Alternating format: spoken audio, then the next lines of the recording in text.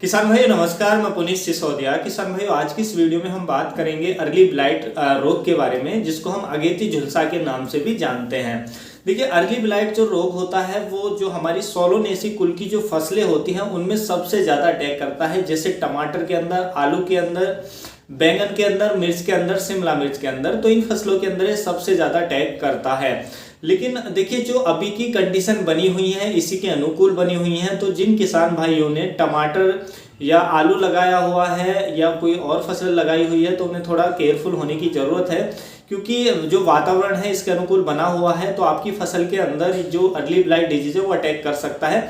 और बहुत सारे किसान भाइयों की फसलों के अंदर उसके सिम्टम्स भी नजर आ रहे होंगे। तो देखिए, आज की इस वीडियो में हम यही बात करेंगे कि अर्ली ब्लाइट डिजीज की आप पहचान कैसे करें पहले तो। और देखिए, कभी कभी हमारे किसान भाई अर्ली ब्लाइट और लेट ब्लाइट में कंफ्यूज हो जाते हैं, वो क्योंकि दोनों के सिम्टम्स लगभग सेम से नजर आते हैं तो आइडेंटिफाई नहीं कर पाते हैं कि अर्ली ब्लाइट या लेट ब्लाइट है। तो अर्ली ब्लाइट और लेट ब्लाइट में आप आइडेंटिफिकेशन कैसे करें, दोनों की पहचान कैसे करें, वो भी हम इस वीडियो में बात करेंगे। तो ये वीडियो देखने के बाद आसानी से आप आइडेंटिफाई कर पाएंगे कि अर्ली ब्लाइट है या लेट ब्लाइट है।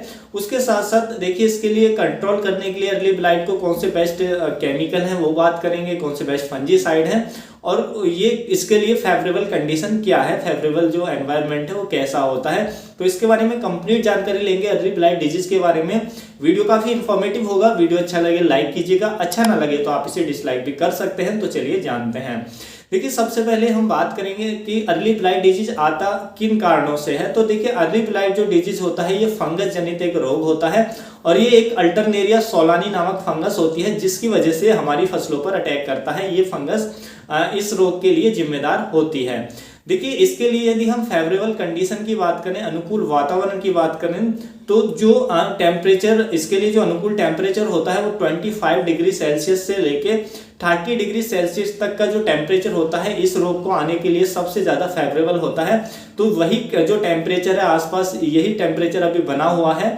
और एनवायरनमेंट में जब मॉइस्चर हाई होता है, नमी ज्यादा होती है, तो उसमें जो डिजीज है इसके लिए फेवरेबल होता है। और जब हमारे जो फसल है, फसल के पत्तों पर लंबे समय तक पानी टिका रहता है या नमी बनी रहती है पत्तियों पर, तो ये डिजीज अटैक करने के चांसेस काफी ज्यादा हो जाते हैं। तो जैसे लगातार रेन हो रही है तो उसकी वजह से जो हमारी फसलों की पत्तियां वो लगातार गीली रहती हैं, तो इस वजह से भी जो रोग है वो हमारी फसलों के अंदर आ सकता है।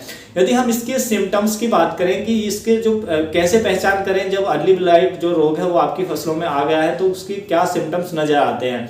देखिए, अर्ली ब्लाइट रोग के जो सिम्टम्स हैं वो सबसे पहले जो हमारे पौधे की पुरानी पत्ती होती है, निचली पत्तियां होती हैं, उन पे नजर आते हैं।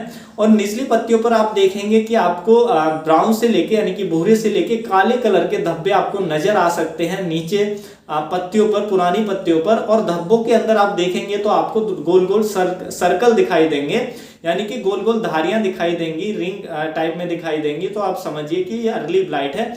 और देखिए, स्पॉट्स के चारों तरफ पीलापन होता है, यानी कि पीला आभा मंडल भी होता है। तो इस तरीके से अर्ली ब्लाइट का जो सिम्टम्स है वो नजर आता है। धीरे धीरे जो धब्बे हैं वो फैल करके पूरी पत्तियों को सुखा देते हैं, तो पत्तियां फिर झुलसी हुई नजर आती हैं जैसे उनमें आग लगा दी हो।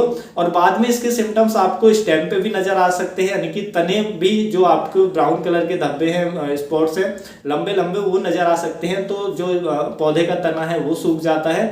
उसके साथ साथ जो फ्रूट रॉट है, यानी कि फल सड़न भी हमें देखने को मिलता है। तो बाद में जो अगर फल आपके पौधे पे है तो फ्रूट रॉट भी इसकी वजह से आता है, यानी कि फल भी सड़ने लगते हैं। तो इस तरीके से इसके सिम्टम्स नजर आते हैं। देखिए, यदि हम बात करें कि आप अर्ली ब्लाइट और लेट ब्लाइट दोनों में डिफरेंस कैसे करेंगे, तो देखिए, दोनों के ही सिम्टम्स पत्तियों पे भी ये अटैक करता है, दोनों ही जो तने हैं उसको भी प्रभावित करते हैं और फलों को भी प्रभावित करते हैं, दोनों ही रोग। देखिए, जो लेट ब्लाइट होता है उसमें केवल आपको पत्तियों पर ब्राउन कलर के या डार्क कलर के केवल स्पॉट्स, धब्बे नजर आते हैं, लेकिन उन स्पॉट्स में आपको रिंग नजर नहीं आएंगे, यानी कि छल्ले, गोल गोल धारियां नजर नहीं आएंगी। लेकिन अर्ली ब्लाइट आप देखेंगे गौर से तो उसके स्पॉट्स में, धब्बों में आपको गोल गोल धारियां नजर आएंगी। और दूसरा जो इसके आइडेंटिफिकेशन में जो दोनों के पहचान में जो अंतर होता है कि अर्ली ब्लाइट होता है उसके चारों तरफ जो स्पॉट्स होता है, स्पॉट्स के चारों तरफ पीलापन होता है, लेकिन लेट ब्लाइट में ऐसा नहीं होता है। तो ये इन दोनों चीजों को देखकर आप पहचान कर सकते हैं कि अर्ली ब्लाइट है, लेट ब्लाइट है। तो इस तरीके से आप आसानी से आइडेंटिफाई कर सकते हैं। और देखिए अर्ली ब्लाइट की जो फंगस है वो हवा के द्वारा और पानी के द्वारा भी हमारे प्लांट में दूसरे में स्प्रेड कर सकती है, यानी कि फैलती है। एक प्लांट से दूसरे प्लांट में हवा के द्वारा या पानी के द्वारा भी फैल सकती है। और जो अर्ली ब्लाइट की जो फंगस है, अर्ली ब्लाइट जो बीमारी है, जब हमारी फसलों में आ जाती है तो ये लगभग हमारी फसलों में 75 से लेकर 80% तक लॉस का कारण बनती है जब ये डिजीज सीवियर कंडीशन में पहुंच जाता है। तो जिससे हमारे आप देखेंगे कि पूरे का पूरा पौधा जो है वो झुलस जाता है, पूरा क्रॉप झुलस जाती है जैसे उसमें आग लगा दी हो। तो इसलिए हम इसको झुलसा भी कहते हैं। तो अगेती झुलसा के नाम से इसलिए जानते हैं क्योंकि पत्तियां इसमें जब सीवियर कंडीशन में पहुंचता है तो वो झुलस जाती है। तो इस तरीके से ये हमारी फसल को प्रभावित करता है।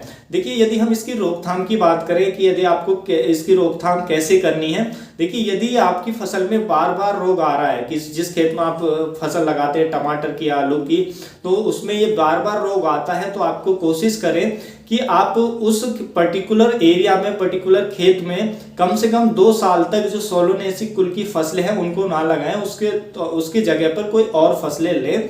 तो जो डिजीज है उसको आप अवॉइड कर सकते हैं। उसके साथ साथ आप जब भी प्लांटिंग करते हैं तो आपको जो डिस्टेंस है उसका ध्यान रखना है कि पौधे से पौधे की दूरी जो है वो पर्याप्त रहनी चाहिए, जिससे जो पौधे के बीच में एरेशन अच्छा हो, सनलाइट जो है प्रत्येक पत्तियों तक अच्छे से पहुंचे।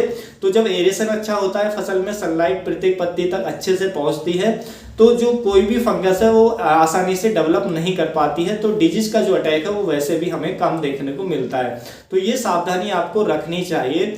और यदि मान लीजिए आपको इसके सिम्टम्स नजर आ रहे हैं आपके खेत के अंदर, तो इसके कंट्रोल करने के लिए बेस्ट फंजीसाइड है अर्ली ब्लाइट डिजीज को कंट्रोल करने के लिए। तो पहला आता है एक पीआई इंडस्ट्री का कीटाजिन के नाम से, जिसमें कीटाजिन 48% ईसी फॉर्मुलेशन में ही टेक्निकल होता है। तो ये जो अर्ली ब्लाइट रोग है उसको बहुत अच्छे से कंट्रोल करता है, ये सिस्टेमिक होता है। तो अंदर जाकर के बहुत अच्छे से जो फंगस है उसको खत्म करने का काम करता है। तो आप इसका स्प्रे ले सकते हैं, ये बहुत अच्छे से अर्ली ब्लाइट को कंट्रोल करेगा। उसके साथ साथ अर्ली ब्लाइट को कंट्रोल करने के लिए एक और बेस्ट जो फंजीसाइड है वो आता है क्वच के नाम से, जिसमें क्लोरोथोलोनिल टेक्निकल होता है। देखिए क्वच के बहुत सारे ट्रायल हुए हैं, बहुत सारे टेस्ट हुए हैं। तो अर्ली ब्लाइट और लेट ब्लाइट दोनों को ही प्रभावी तरीके से कंट्रोल करने के लिए ये जो फंजीसाइड है बहुत प्रभावी पाया गया है। तो यदि आपकी फसलों में रोग आ चुका है तो आप ऐसा भी कर सकते हैं कि पहला कीटाजिन का स्प्रे ले लें, दूसरा आप जो क्वच फंजीसाइड है इसका स्प्रे ले लें। तो 2 स्प्रे में जो डिजीज है वो काफी अच्छे से कंट्रोल हो जाएगा। तो कम से कम 2 स्प्रे तो आपको लेने ही पड़ेंगे।